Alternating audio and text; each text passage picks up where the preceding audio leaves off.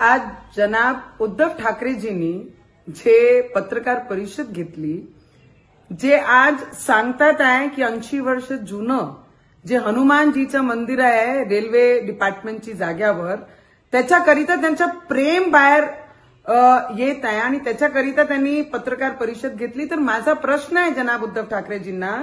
की जेव्हा तुम्ही मुख्यमंत्री होतात, मी मुंबईमध्ये येऊन जेव्हा फक्त एवढंच म्हटलं होतं की मी हनुमान चालिसाचं पठण करेन, मी आणि रवीजींनी, तेव्हा तुम्ही अत्याचार केला, 14 दिवस जेलमध्ये ठेवला, लॉकअपमध्ये ठेवला, देशद्रोह कलमा लावल्या, तेव्हा हनुमानजी आणि हनुमान चालिसा का आठवली नाही आणि हिंदुत्व का आठवलं नाही? आज विधानसभाचं असं उत्तर या महाराष्ट्राची जनतानी आपल्याला दिलं, तेव्हा आमचा झेंडा आणि आमचं हिंदुत्व, अरे आपली लायकी नाही आहे आमचे देशाचे प्रधानमंत्रीजी बद्दल बोलायची आणि आपली लायकी नाही आहे की आमचे देवेंद्र फडणवीसजी एज अ मुख्यमंत्री जे सगळे हिस्ट्री या महाराष्ट्रामध्ये त्यांनी मोडले असे देवेंद्र फडणवीसजीवर बोलायची। आपण म्हणत आहे बांगलादेशवर जे अत्याचार होत आहे, मला तुम्हाला एक प्रश्न विचारायचा आहे, जेव्हा सगळे हिंदू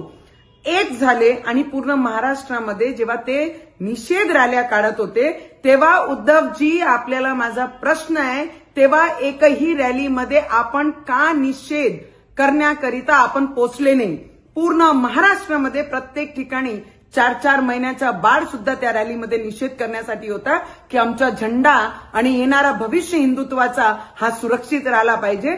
तेव्हा उद्धवजी, जनाब उद्धवजी, आपण का दिसल्या नाही, आपण का बाहेर पडल्या नाही? आणि आपण जे फक्त टोमण्या मारण्याकरिता जनाब उद्धव ठाकरेजींनी जे पत्रकार परिषद घेतली, तर त्यांना माझी एक सल्ला आहे की तुम्ही आम्हाला हिंदुत्व शिकू नये। ज्यांना दुसऱ्या झेंड्यासोबत प्रेम झालं, ज्यांचे रॅलीमध्ये पाकिस्तानचे झेंडे दिसतात, त्यांनी आम्हाला आमचा भगवा आणि आमचे भगव्याचं महत्व आणि आमचे हिंदुत्वाचं महत्व आम्हाला शिकू नये।